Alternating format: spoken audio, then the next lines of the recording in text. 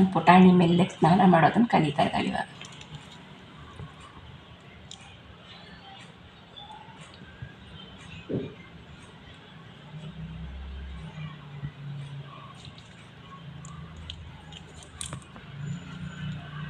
ಅವ್ರದ್ದು ಸ್ನಾನ ಮಾಡೋದು ಅಂದರೆ ಮುಖ ತೊಳ್ಕೊಳ್ಳೋದಷ್ಟೇ, ಅದಕ್ಕಿಂತ ಅವ್ರು ಜಾಸ್ತಿ ಏನೂ ಮಾಡಲ್ಲ. ಅವ್ರು ರೆಕ್ಕೆ ಎಲ್ಲ ಒತ್ತೆ ಮಾಡ್ಕೊಳ್ಳೋದಿಲ್ಲ.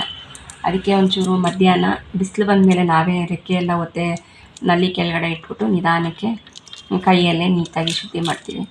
ಇವಾಗ ಸದ್ಯಕ್ಕೆ ಮನೆ ಒಳಗಡೆ ಇಷ್ಟೇ, ಚಿಕ್ಕ ಬಟ್ಲಲ್ಲಿ ನೀರಿಟ್ಬಿಟ್ಟು ಅದಕ್ಕೆ ಸ್ನಾನಕ್ಕೆ ಬಿಡ್ತೀವಿ. ಅದನ್ನೇ ಕುಡಿಯುತ್ತೆ. ಅದು ನಿನ್ನೆಯಿಂದ ಕಲಿತಿರೋದ್ರಿಂದ ನಾವು ಬೇರೆ ವ್ಯವಸ್ಥೆ ಮಾಡಿಲ್ಲ. ಸೊ ಇದು ಇಷ್ಟೊಂದು ನೋಡಿ ನೀರನ್ನು ಚೆಲ್ಲಬೇಕು ಇವಾಗ. ಅಲ್ಲಿ ಅಕ್ಕಿ ಮೇಲೆ ಚೆಲ್ಲುತ್ತೆ ಅಂದ್ಬಿಟ್ಟು ಅದನ್ನು ಒಂಚೂರು ಮುಂದೆ ಮಾಡ್ಕೊಂಡಿತ್ತು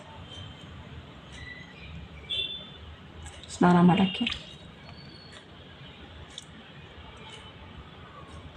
ಅವ್ರು ಮುಖ ಒದ್ದೆ ಮಾಡಿಕೊಂಡ್ರೇ ಸ್ನಾನ ಆಯಿತು. ಇವಾಗ ಬಟ್ಲನ್ನು ಚೆಲ್ಲಬೇಕು ಹೇಗಾದರೂ.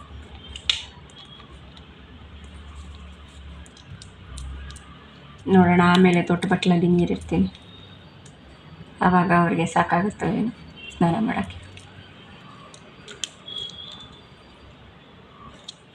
ಅದು ಸೆಕೆ ಜಾಸ್ತಿ ಆಯ್ತಲ್ಲ ಇವಾಗ, ಕಾಲನ್ನು ನೀರಲ್ಲಿ ಇಟ್ಕೊಳ್ತಾ ಇದ್ದೀನಿ.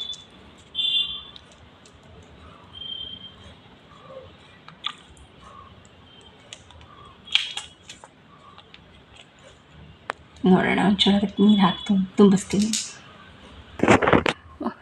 ದೊಡ್ಡ ಪಾತ್ರೆ ನೀರಿಟ್ಟಿದ್ದೀನಿ. ಈಗ ನೋಡೋಣ ಅವ್ರಿಗೆ ಯಾವ್ದು ಚೂಸ್ ಮಾಡ್ತಾಳೆ ಅಂತ ಸ್ನಾನ ಮಾಡೋಕ್ಕೆ.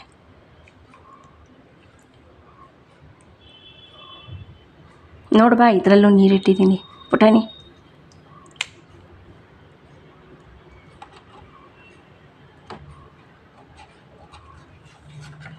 ಅಲ್ಲಿ ಒರೆಸ್ಕೊತಾ ಇರೋದು. ಪುಟಾಣಿ, ಇಲ್ಲಿ ನೀರು. ಪುಟಾಣಿ,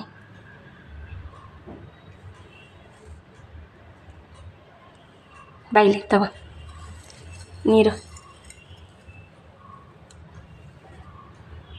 ಮಾಡು ಸ್ನಾನ.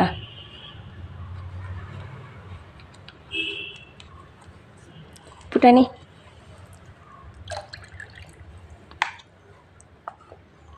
ಪುಟಾಣಿ, ಇದರಲ್ಲಿಲ್ಲ ನೋಡಿ, ಇದರಲ್ಲಿದೆ ಈಗ ನೀರು.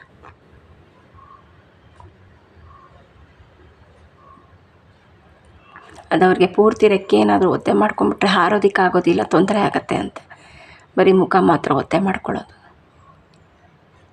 ಬಾ, ಇಲ್ಲಿ ನೀರಲ್ಲಿ ಆಟ ಆಡುವ.